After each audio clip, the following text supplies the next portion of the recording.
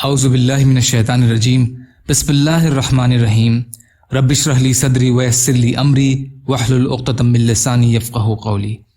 منتخب احادیث اکرام مسلم، مسلمانوں کے حقوق۔ حضرت عبداللہ بن مسعود رضی اللہ تعالی عنہ فرماتے ہیں کہ ایک شخص نے دریافت کیا، یا رسول اللہ، مجھے کیسے معلوم ہو کہ میں نے یہ کام اچھا کیا ہے اور یہ کام برا کیا ہے؟ رسول اللہ صلی اللہ علیہ وسلم نے ارشاد فرمایا، جب تم اپنے پڑوسیوں کو یہ کہتے ہوئے سنو کہ تم نے اچھا کیا تو یقیناً تم نے اچھا کیا، اور جب تم نے اپنے پڑوسیوں کو یہ کہتے ہوئے سنا کہ تم نے برا کیا تو یقیناً تم نے برا کیا۔ طبرانی مجمع الزوائد۔ حضرت عبد الرحمن بن ابی قراد رضی اللہ تعالیٰ عنہ روایت کرتے ہیں کہ نبی کریم صلی اللہ علیہ وسلم نے ایک دن وضو فرمایا تو آپ صلی اللہ علیہ وسلم کے صحابہ کرام رضی اللہ تعالیٰ عنہ آپ کے وضو کا بچا ہوا پانی لے کر اپنے چہرے اور جسموں پر ملنے لگے۔ آپ صلی اللہ علیہ وسلم نے فرمایا، کون سی چیز تمہیں اس کام پر آمادہ کر رہی ہے؟ انہوں نے عرض کیا، اللہ اور اس کے رسول کی محبت۔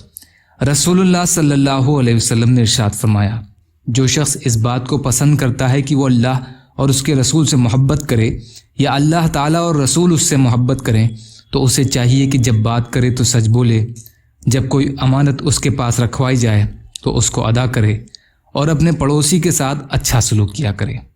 بیہقی مشکات۔ یا اللہ ہم سب کو کہنے سننے سے زیادہ عمل کی توفیق عطا فرما۔ یا اللہ جو مظلوم ہیں ان کی مدد فرما، جو پریشان حال ہیں ان کی پریشانیوں کو دور کر دیجیے، جو قرض میں ہیں ان کے قرضوں کو ادا کرا دیجیے، جو بے روزگار ہیں ان کو روزگار سے لگا دیجیے۔ یا اللہ آپ قادر مطلق ہیں، آپ کے لیے ہر چیز آسان ہے، ہمارے لیے بھی آسانیاں پیدا فرمائیے۔ یا اللہ جو ایمان والے دنیا سے چلے گئے آپ ان کی مغفرت فرمائیے، ان کو عذاب قبر سے بچائیے، ان کو قبر کی ہولناکیوں سے بچائیے۔ یا اللہ ہم سب کی حفاظت فرمائیے، فتنہ دجال سے بچائیے، زندگی اور موت کے فتنوں سے ہماری حفاظت فرمائیے۔ اللہم انا نجعلک فی نحورہم ونعوذ بک من شرورہم برحمتک یا ارحم الراحمین۔